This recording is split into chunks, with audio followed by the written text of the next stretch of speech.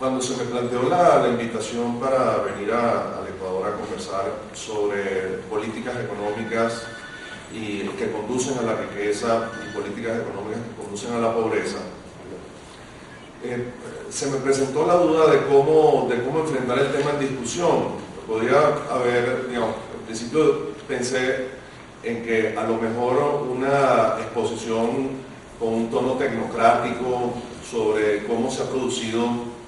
el crecimiento económico en Latinoamérica en esta última década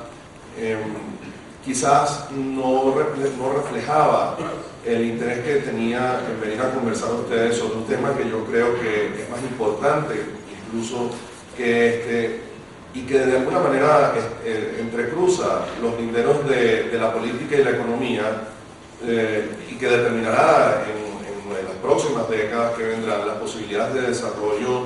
en el continente, que está asignado por el tema ideológico y donde la experiencia de un país como el mío, Venezuela, pensé que podía ser particularmente útil de alguna manera relatárselas a ustedes, porque yo encuentro que lo que está viviendo el Ecuador en este momento, en el fondo es una reedición de lo que ya en Venezuela se ha vivido en estos últimos 10 años. Y a lo mejor la experiencia de un venezolano en esto, la vivencia de un venezolano, podría arrojar algún tipo de perspectiva sobre cosas que no se deben hacer y errores que no se deben cometer, que están vinculados a toda esta discusión ideológica con este llamado socialismo del siglo XXI, que yo prefiero reconceptuar en el neocomunismo latinoamericano. Los latinoamericanos tenemos la pésima costumbre de no llamar a las cosas por su nombre. Y particularmente en algunos sectores, entre comillas, progresistas o de pensamiento progresista, que tratan de esconder con eufemismos lo que en realidad, digamos, encubre intenciones muy distintas de las que se pretenden con el discurso ideológico. Esta idea de llamar, por ejemplo, de atribuirle adjetivos como democracia participativa, que es un componente muy típico de este socialismo del siglo XXI, en sustitución de la democracia representativa de los partidos, de un sistema democrático funcional, bueno, atribuye un adjetivo muy interesante, muy pegajoso, que puede resultar interesante y atractivo para las grandes masas, pero que en el fondo encubre realidades que pueden ser bastante tenebrosas. Y a mí me pareció que estos temas, pues, digamos, de orden ideológico, quizás convendría allanarlos para entonces pasar en una segunda parte de la exposición a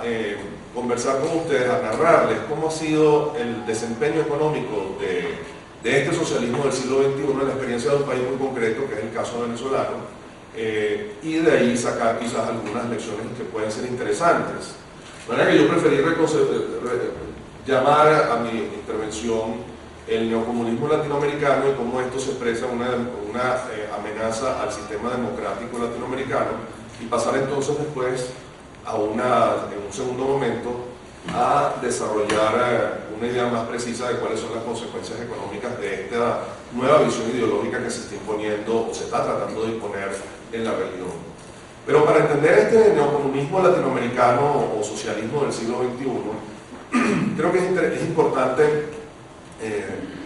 echar una mirada a la historia reciente de la década de los años 90, el experimento neoliberal, que para mí es la causa o es el origen, la génesis de esta especie de contrarreforma que se ha tratado de generar con estos procesos neocomunistas dentro de la región. Y yo de los años 90, porque hay una evidente conexión en el desgaste de ese proceso de reformas neoliberales, cuyas limitaciones de alguna manera hicieron atractivo el discurso de un Hugo Chávez o el regreso al poder de un Daniel Ortega o el discurso, digamos, de un peronismo orientado hacia un experimento como el de los Kirchner en la Argentina, pues,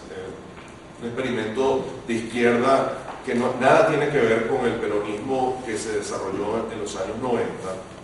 Vean ustedes cómo en los años 90 el proceso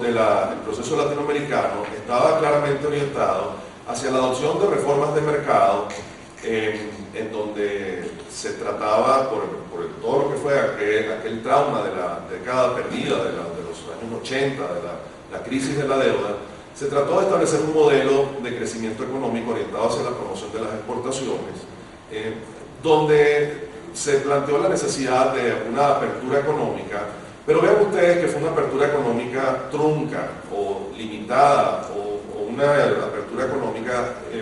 que no reunió los requisitos indispensables de transformación institucional para convertir a la región en algo parecido a lo que se experimentó, por ejemplo, en el sudeste asiático, donde uno sí ve claramente un proceso sostenido de crecimiento económico orientado hacia la promoción de las exportaciones. En América Latina nosotros abrimos el comercio internacional, pero por ejemplo y privatizamos,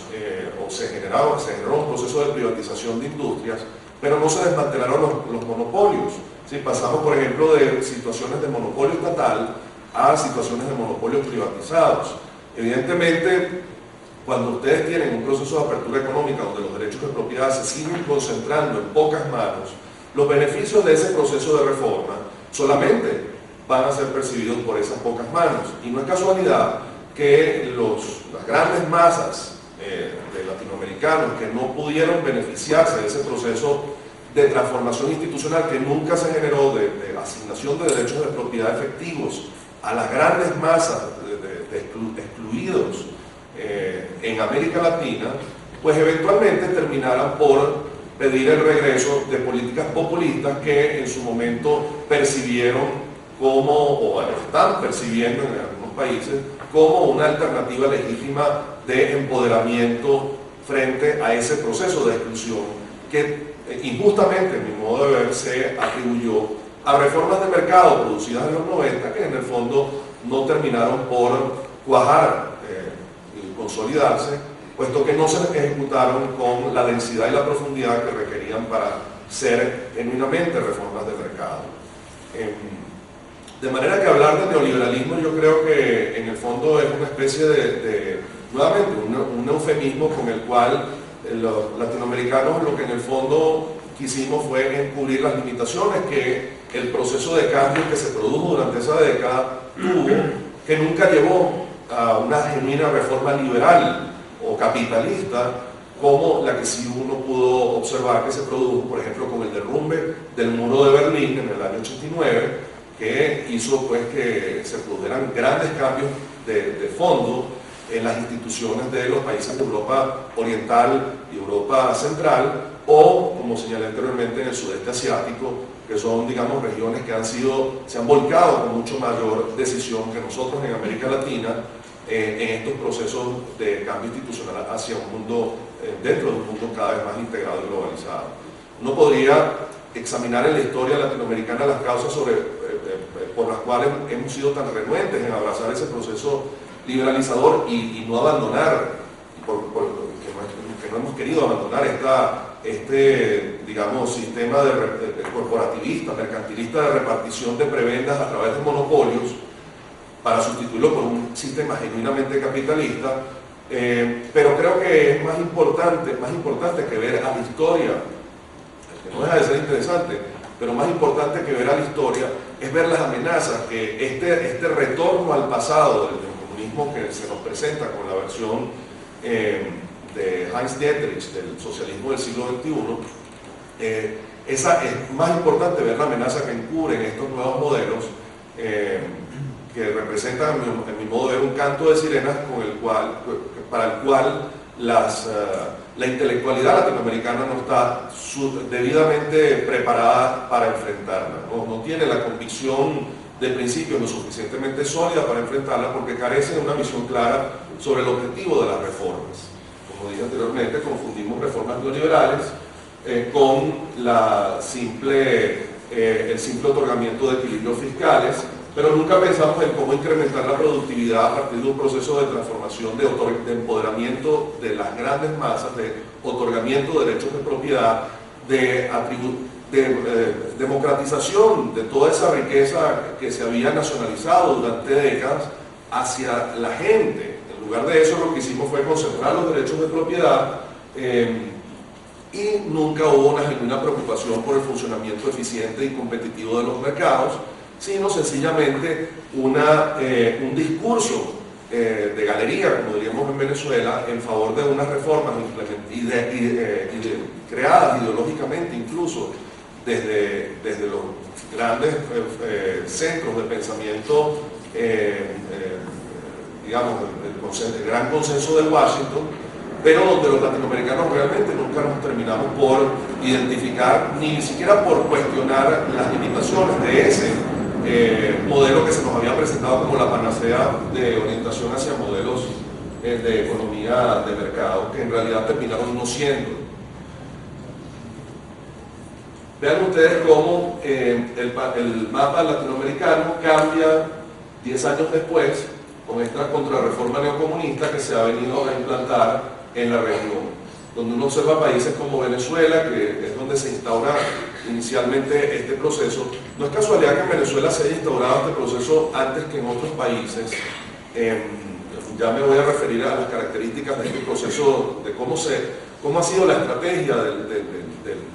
del neocomunismo latinoamericano para insertarse como propuesta política válida en el continente, pero no es casualidad que haya sido en Venezuela primero que en otros países. Venezuela siempre mantuvo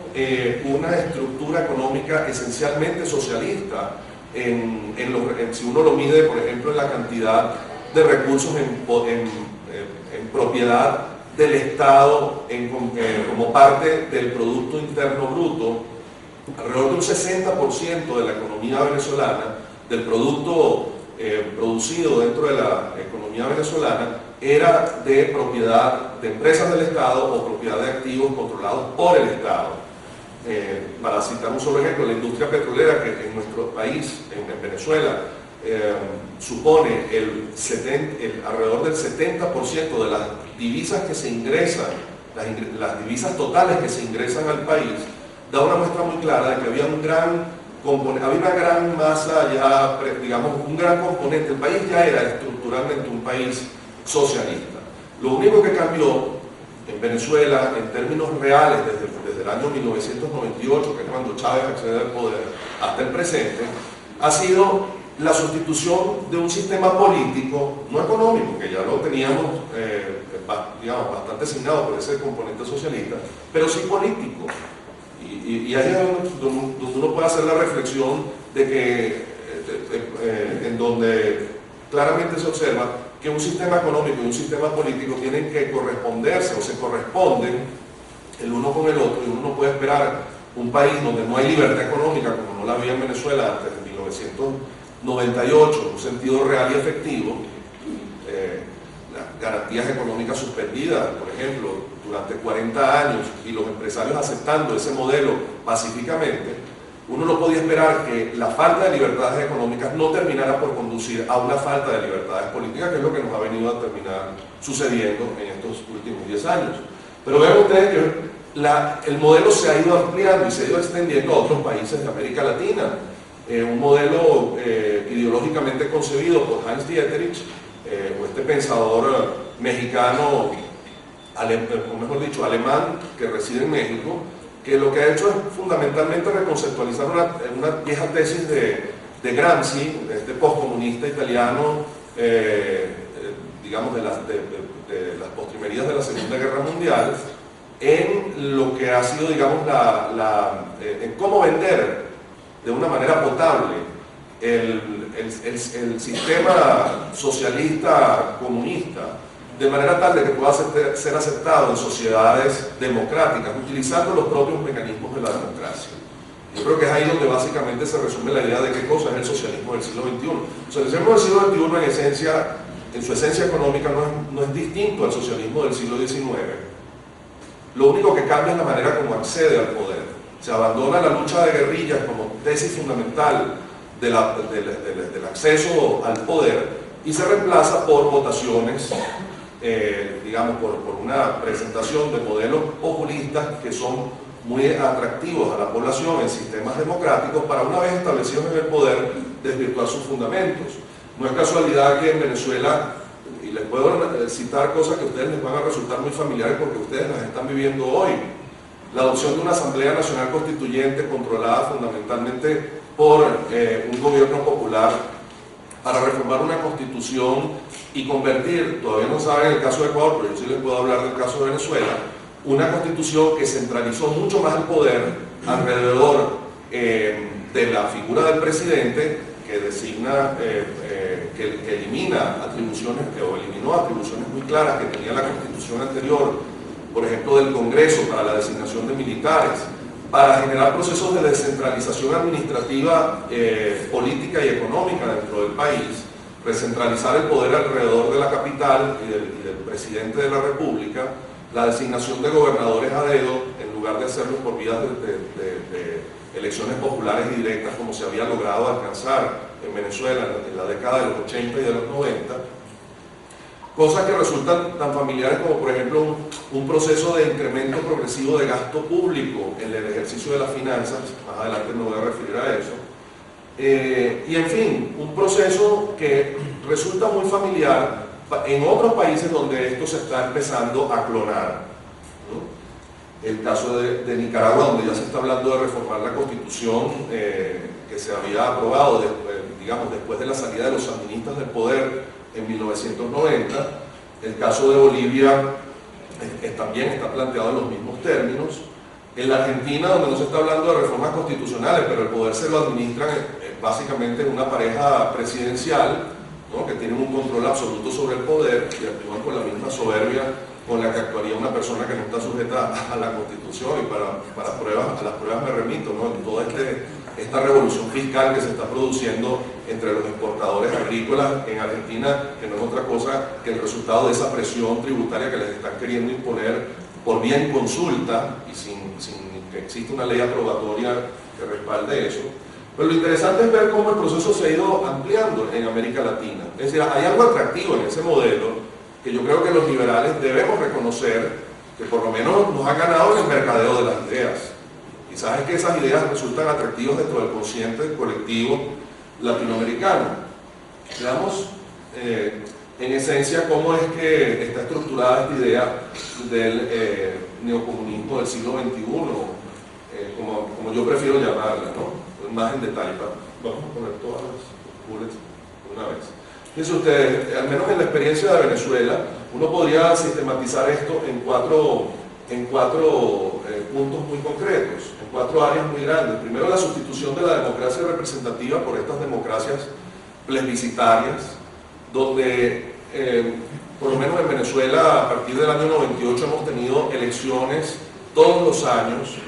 Sí, eso aparentemente pareciera ser un sistema mucho más cercano al votante, porque le permite unas votaciones mucho más frecuentes,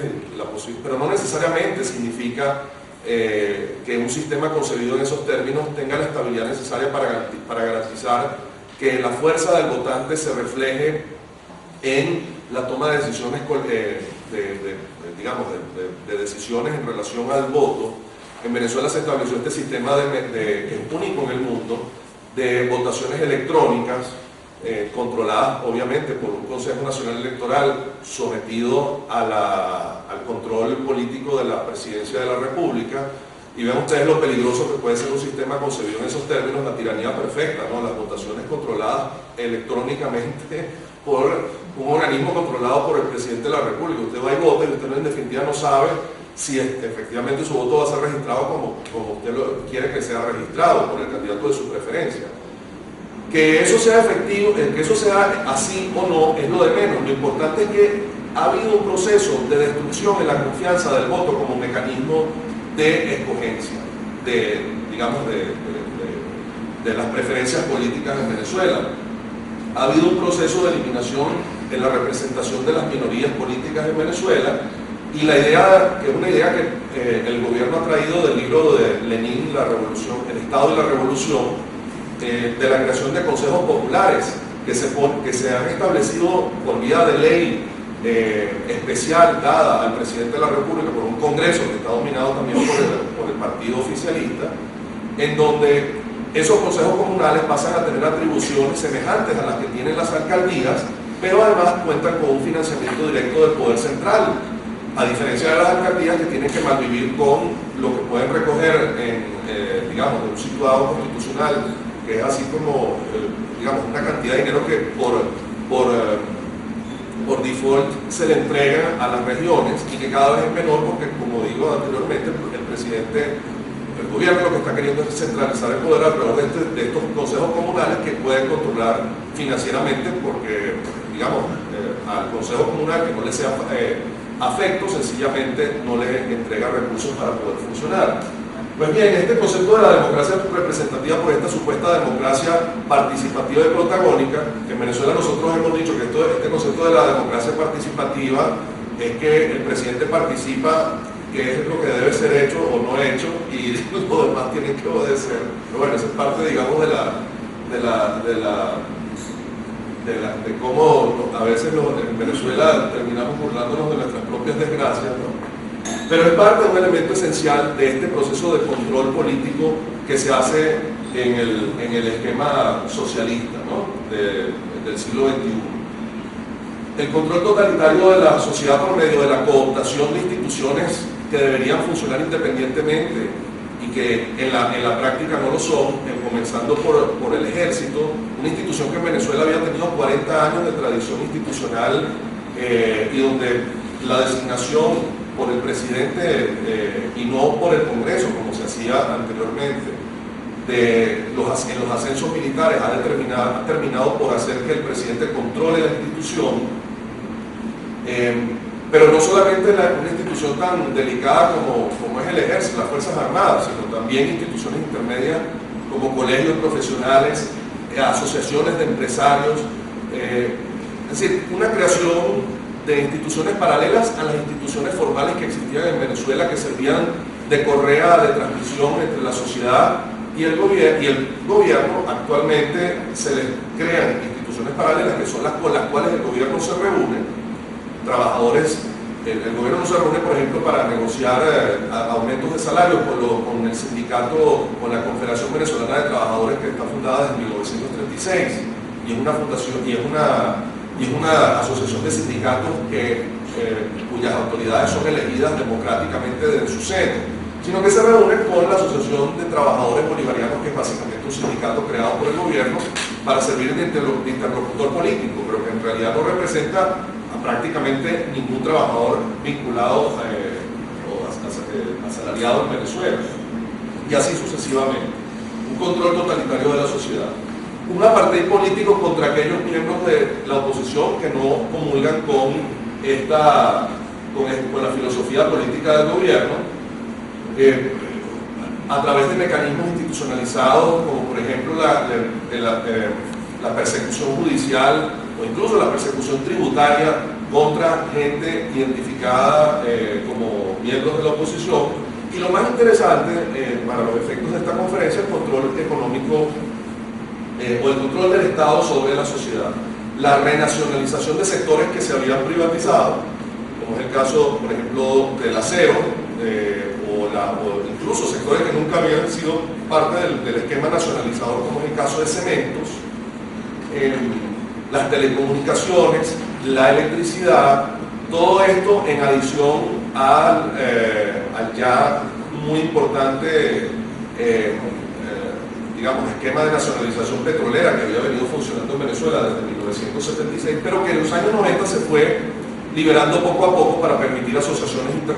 con empresas privadas internacionales y que como consecuencia de este modelo se ha revertido nuevamente hacia un proceso de mucho mayor control del gobierno sobre estos sectores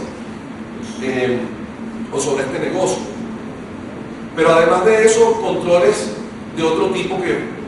se han venido aplicando en sectores no nacionalizados de la economía, sectores que ya son marginales dentro del tamaño, digamos, del pastel de la economía venezolana, como es por ejemplo el control a través de los precios, controles de precios que han terminado por generar grandes carestías. No sé si ustedes están al tanto, por ejemplo, del gran desabastecimiento que se ha producido en Venezuela de productos increíbles como la leche. Venezuela jamás había tenido desabastecimiento de leche. Hoy día lo tenemos, colas de gente para comprar leche en automercados en la capital, y digamos, el gobierno no ha podido solucionar el problema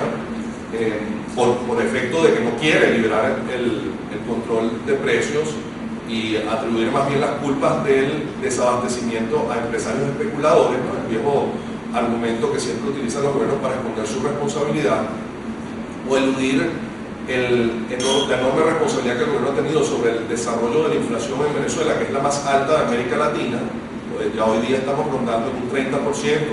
y estamos en camino de un 50% en el sector de alimentos, ¿no? Sí,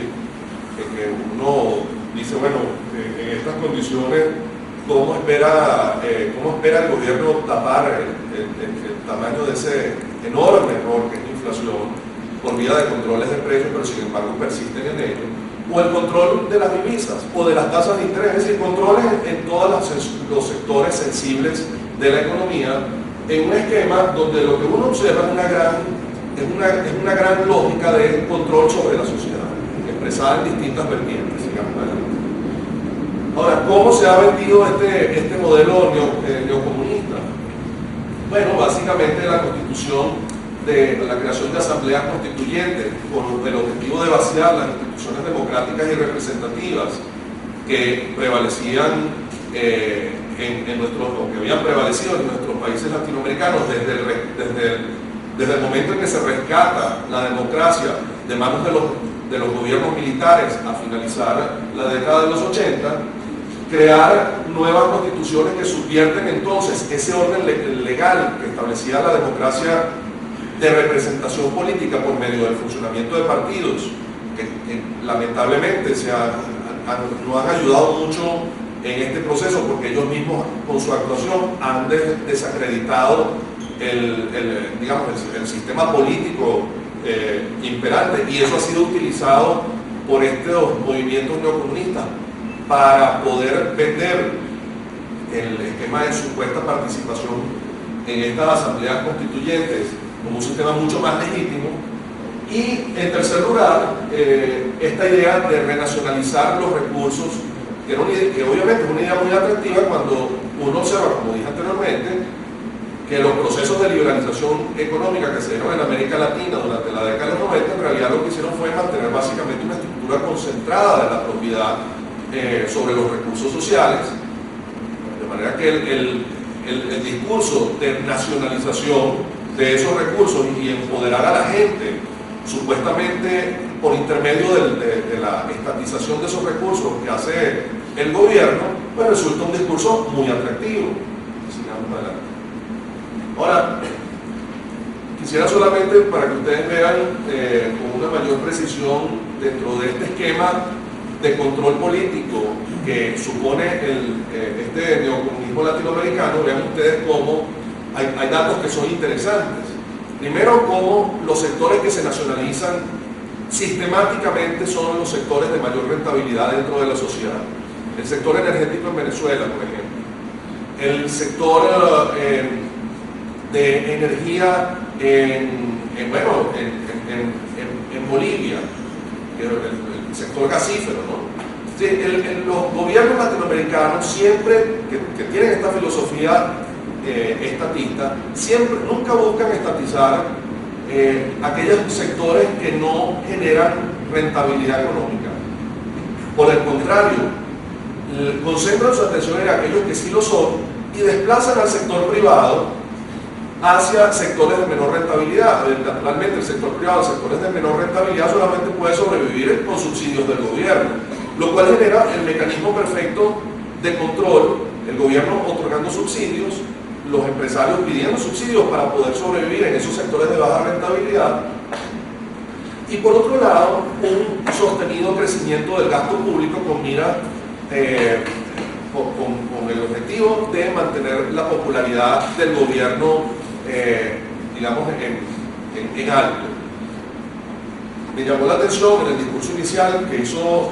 Dora, en las palabras iniciales de este evento, que precisamente indica pues que hay, en el caso del Ecuador también, una vocación a incrementar el gasto público de parte del gobierno de Correa, y no es casualidad que eso sea así, porque son mecanismos que buscan generar la simpatía del voto en un esquema político que invita permanentemente a hacer este tipo de chequeos electorales que se terminan por convertir en democracias plebiscitarias, que no son democracias genuinas, sino son las típicas democracias de las viejas dictaduras, que nos hemos olvidado de eso, de las viejas dictaduras militares que se querían investir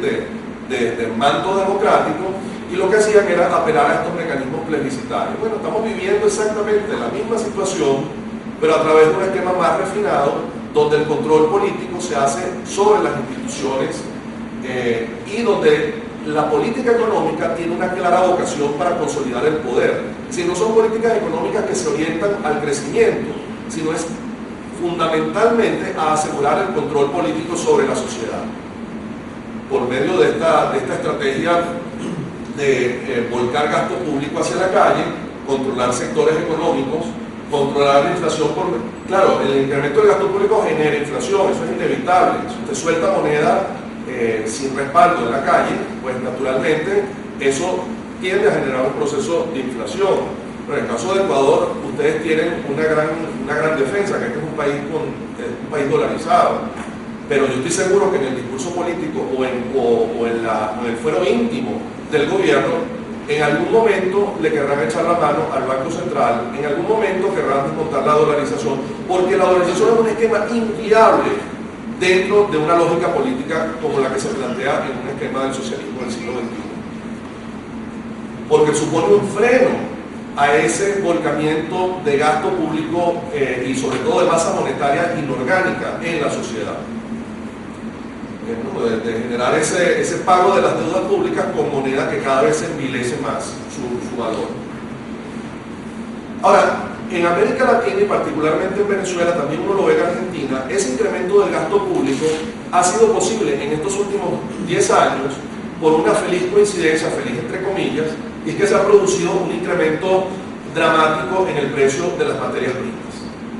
Vean ustedes que en esto hay una suerte de ironía, que los latinoamericanos durante la década cepalista siempre nos quejamos de que éramos países monoexportadores, de que nuestros países exportaban productos de poco valor agregado y comprábamos de los países industrializados productos de valor, de mucho valor agregado, lo cual generaba una relación estructural de dependencia. Y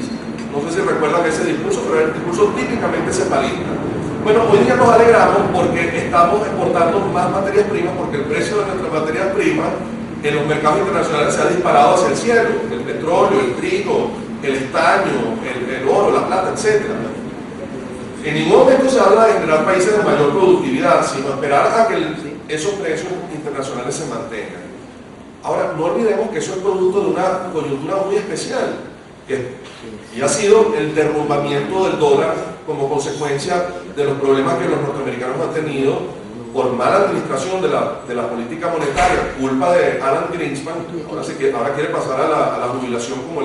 como un viejito muy sabio, pero terminó derrumbando el valor del dólar con esa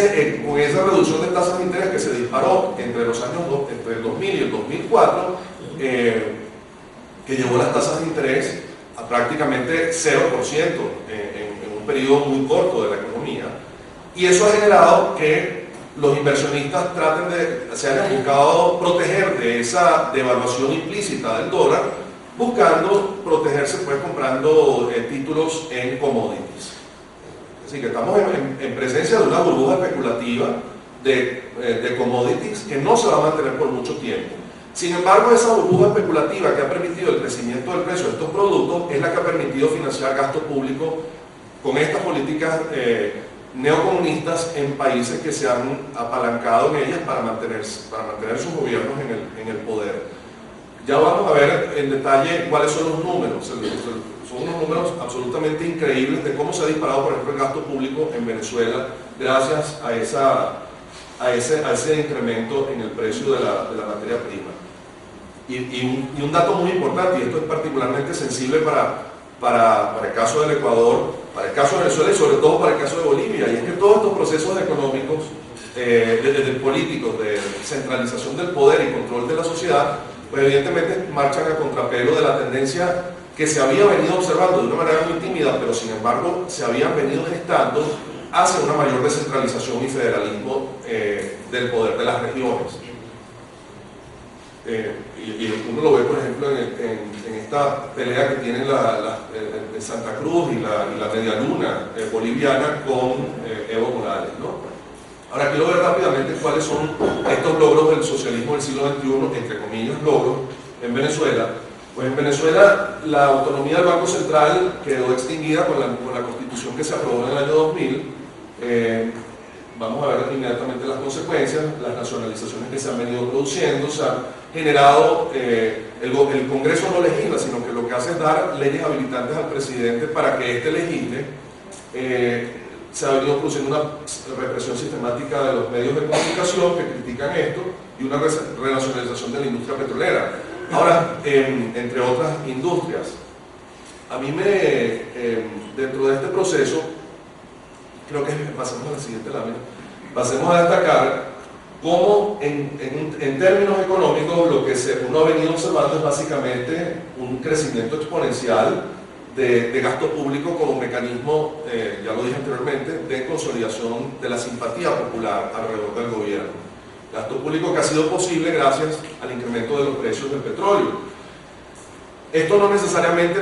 y contrariamente al discurso del gobierno, no nos ha llevado a una mayor independencia económica. Este modelo, muy por el contrario, cuando uno observa, esta es una comparación entre el porcentaje de exportaciones que van al mercado norteamericano de Venezuela, que están marcadas en rojo, y la misma medida para el caso de Colombia. Ven ustedes como en el caso de Colombia, entre 1996 y el año 2006, es decir, en esa década que cubre esos años, prácticamente no se ha producido un incremento en porcentual en relación con el total de las exportaciones de Colombia al mercado norteamericano. Nosotros, por el contrario, hemos incrementado linealmente nuestras exportaciones a este mercado. Es decir, mucho Mr. Danger, mucho Mr. Bush, pero hoy día dependemos más de las compras que hacen los norteamericanos del petróleo venezolano que hace 10 años atrás. Es una contradicción interesante en esto. Hablando de logros de la revolución, cómo se ha implementado, creo que se ve incluso de una manera mucho más cabal acá en 1995, las exportaciones de Venezuela al mercado de los Estados Unidos, pues apenas llegaban alrededor de 10.000 millones de dólares. Hoy día vean ustedes cómo hemos incrementado hacia ese mercado en particular, en contraste con otros países. Incluso uno observa, por ejemplo, en el caso de Colombia hemos reducido nuestro principal socio comercial y hemos reducido el volumen de exportaciones a ese país, ¿no? Esta es una lámina bien interesante para que vean otra contradicción dentro de este discurso, cómo en esta medida que arranca desde 1970 hasta el año 2007, las variaciones del precio del petróleo que están reflejadas en la curva negra no han hecho cambiar la tendencia cada vez más decreciente del ingreso real por habitante que se ha venido produciendo en Venezuela desde el año 70 hasta esta fecha. Y yo diría que incluso especialmente desde el año 78, que es el punto de quiebre. La economía venezolana ha venido decayendo sistemáticamente desde el año 78, pese a que los precios del petróleo han cambiado de una manera dramática. ¿Qué es lo que dice eso? Eso es lo que dice, la conclusión que cabe deducir de allí, es que lo que ha crecido cuando los precios del petróleo han crecido no ha sido el ingreso del venezolano, ha sido el gasto público, que no es la misma cosa. Y eso hay una tendencia muy evidente al incremento procíclico del gasto con las exportaciones petroleras, ¿no? Con los precios del petróleo, más que las exportaciones. Sigamos. Pasemos a la siguiente. Bueno, vean ustedes cómo, perdón, échame atrás un momento, cómo entre el año 2000 y 2003 el gasto público en Venezuela se incrementó en, pasemos a la otra teclita, 510%. Y eso en un periodo de apenas 3 años, sin contar con el incremento de los precios del petróleo que se han ido produciendo desde el año 2004 hasta la fecha, que ha hecho elevar mucho más el incremento del gasto público, ¿no? Sí, ¿qué les dice esto a ustedes? Que países con grandes riquezas en su subsuelo, y yo creo que el caso del Ecuador también es representativo de esa realidad institucional, países que tienen esas grandes riquezas, pero instituciones muy débiles, en definitiva, lo que termina en esas riquezas es convirtiéndose no en una bendición, sino en una gran maldición. porque lo que hacen es promover un gasto público inorgánico de parte del gobierno en lugar de enriquecer a la gente con una mayor apropiación de esos recursos, una apropiación directa, como ha sido por ejemplo el caso del Fondo Noruego de Petróleo, donde los noruegos tienen al final del año un cheque que recibe cada uno de ellos por tener un derecho de propiedad sobre la administración de ese fondo. El Fondo Noruego es una cosa tan increíble que hasta cubre los gastos de defensa de Noruega a perpetuidad. Es decir, los noruegos se tienen que olvidar, bueno, no es que uno piense que los noruegos son un país que esencialmente vaya a entrar en guerra con algún otro país en el futuro cercano, ¿no es cierto? Pero de todas maneras son fondos que permiten cubrir gastos que de otra manera, estoy seguro, absolutamente seguro que terminarían en cuentas suizas cifradas, como es el caso de los incrementos de precios del petróleo, que en Venezuela pues, no terminan de cuajar en proyectos de creación de riqueza, sino en grandes fiascos colectivos, ¿no? Por ejemplo, un fiasco colectivo llamado la reforma agraria, o un fiasco colectivo llamado las empresas socialistas de producción. Es decir, botaderos de dinero donde no se está generando riqueza, sobre el argumento de que o sobre bases institucionales muy débiles de gobiernos que no actúan sin control político, donde los incrementos de estos precios de estos productos básicos lo que hacen es apalancar procesos políticos. Como en Venezuela, por ejemplo, se ha venido produciendo un crecimiento cada vez menor del Producto Interno Bruto. Ya vamos a ver algunos datos interesantes en esto, cómo se han venido produciendo nacionalizaciones, cómo se han generado estas empresas de producción socialista que no han podido para comprar a la gente, fundamentalmente comprar la simpatía del votante, resolver la eliminación de las empresas privadas. En 1998 en Venezuela existían 17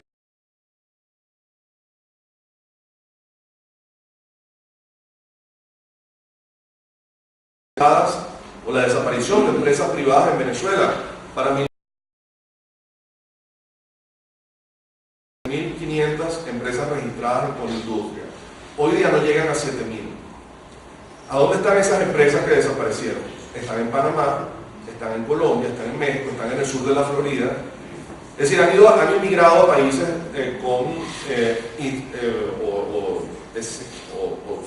lugares con instituciones mucho más estables que las nuestras.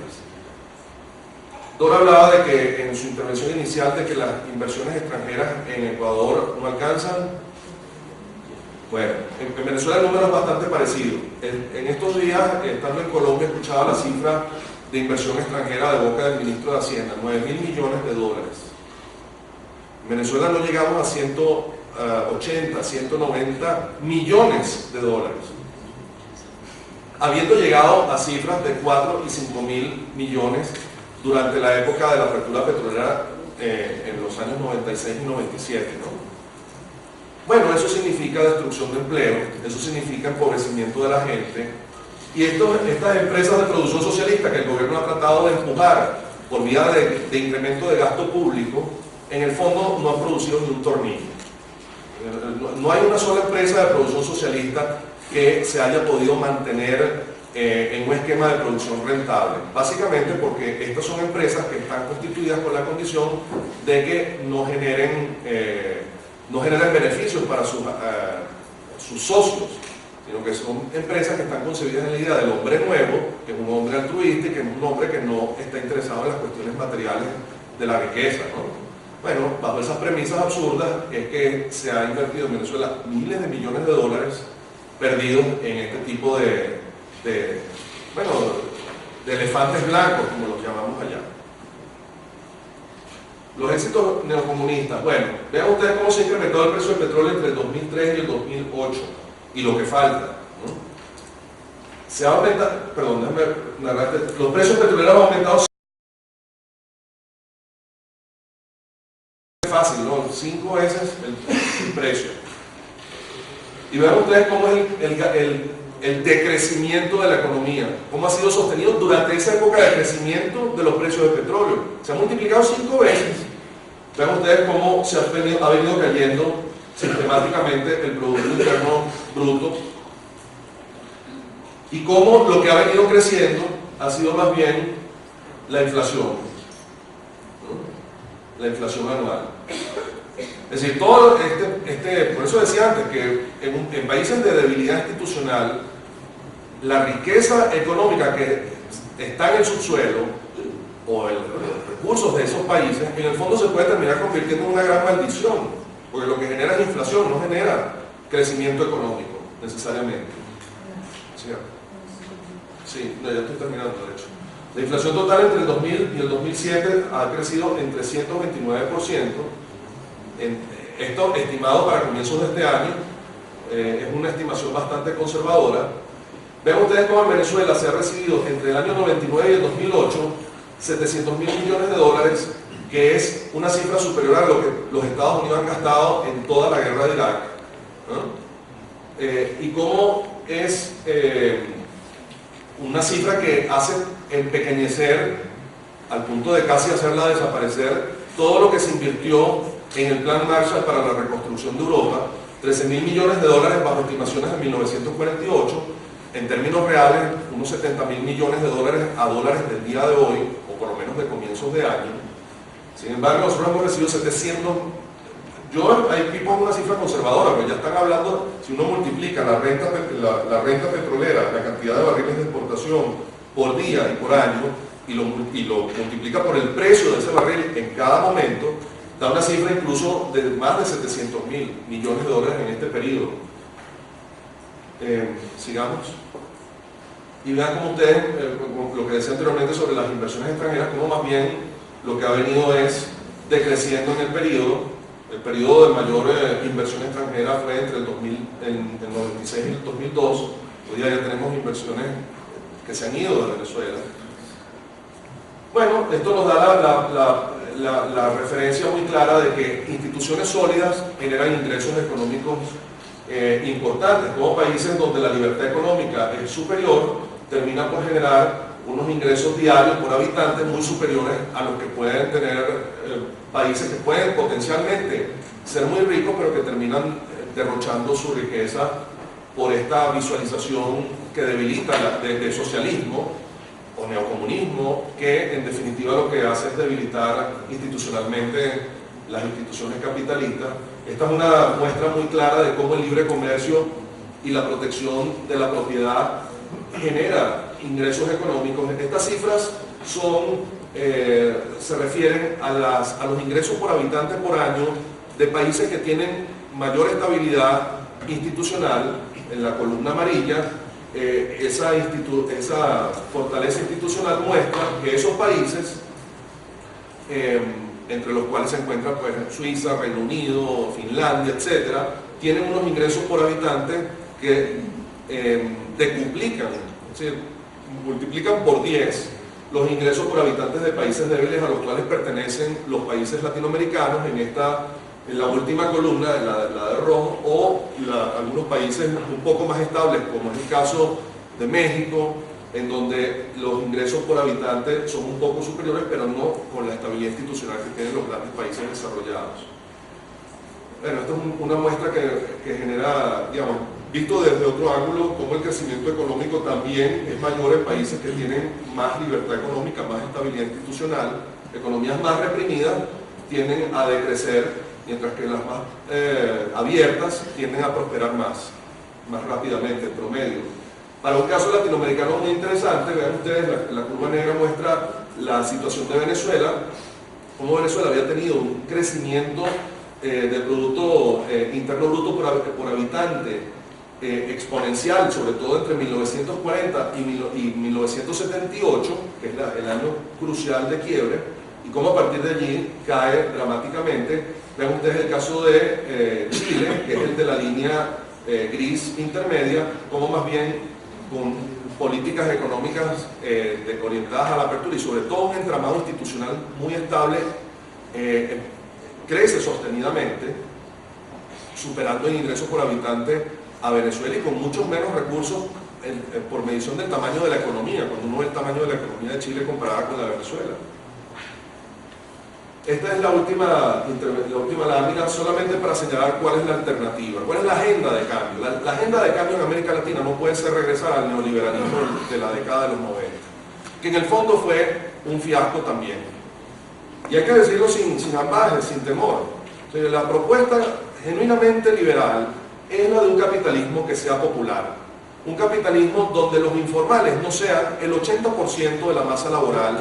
de nuestros respectivos países, sino que sea gente que se integra productivamente para agregar valor dentro de empresas formales que resulte muy fácil constituir, crear, y donde haya capital que puedan disponer estas empresas a través de la propiedad sobre recursos que yo pienso deberían corresponder a estas grandes empresas nacionalizadas, democratizar el capital de esas empresas, otorgando títulos de propiedad sobre ese capital a estas grandes masas, bueno, a todos, no tiene por qué haber distinciones, pero darles esa oportunidad, en lugar de controlar por medio de nacionalizaciones fraudulentas estos recursos que deberían ser de todos. Y en segundo lugar, un ejercicio de los empresarios siempre se resistirán, los empresarios latinoamericanos, que son la cosa más corporativista que puede uno imaginar, ¿no? Las asociaciones de empresarios en América Latina, también hay que decirlo sin miedo, son asociaciones que se formaron para pedir subsidios, para pedir favores y pedir privilegios. Bueno, los grandes, de ahí no puede salir un Bill Gates, ni un Steve Jobs, ni un Henry Ford, ni gente que pueda realmente transformar la cara de nuestras industrias para ponernos a competir con los chinos, con los japoneses y con gente que sí está trabajando de sol a sol y agregando valor con conocimiento y con talento, y sin gobiernos que interfieran y sin corporaciones de estas empresariales que lo que hacen es crear mecanismos de búsqueda de renta. Entonces, hay que atacar eso frontalmente, con políticas públicas muy claras. Liberar el comercio es parte de ese proceso. Pregunten ustedes a un empresario del status quo si quiere que realmente le liberen el comercio. Hablará mucho del liberalismo y del capitalismo, pero ojo, eso es para los demás. A mí me dejan mi arancel, mi fitosanitario, mi medida de protección que hace que no tenga que competir con esa gente tan fastidiosa de Colombia o con los chinos o con quien sea, ¿no? O sea, hay que sincerar el discurso político. Definitivamente el tema de la autonomía regional, que yo creo que es el tema político que ha sido descuidado por nuestros políticos en América Latina, porque la autonomía regional es la base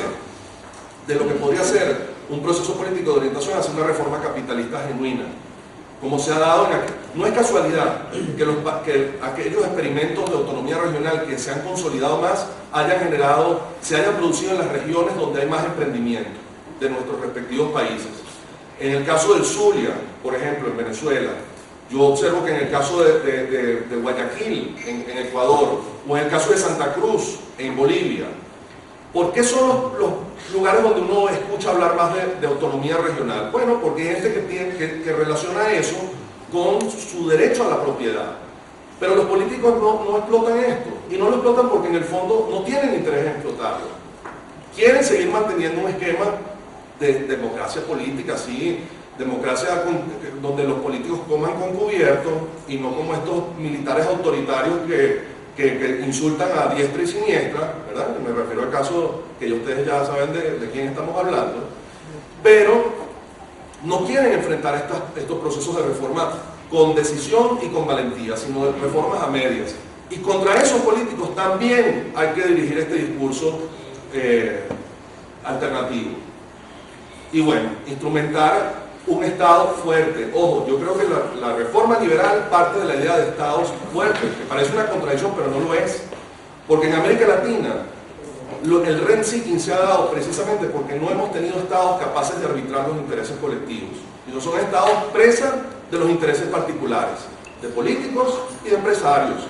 Y eso tiene que cambiar decididamente con un rescate de las instituciones estatales, para que realmente reflejen el consenso colectivo y no solamente las manipulaciones de ciertos grupos que tratan de utilizarlo en su propio provecho. Bueno, me callo. No hay nada más peligroso que un micrófono, un venezolano, y eso deberían saberlo ustedes. Pero bueno, gracias por su paciencia.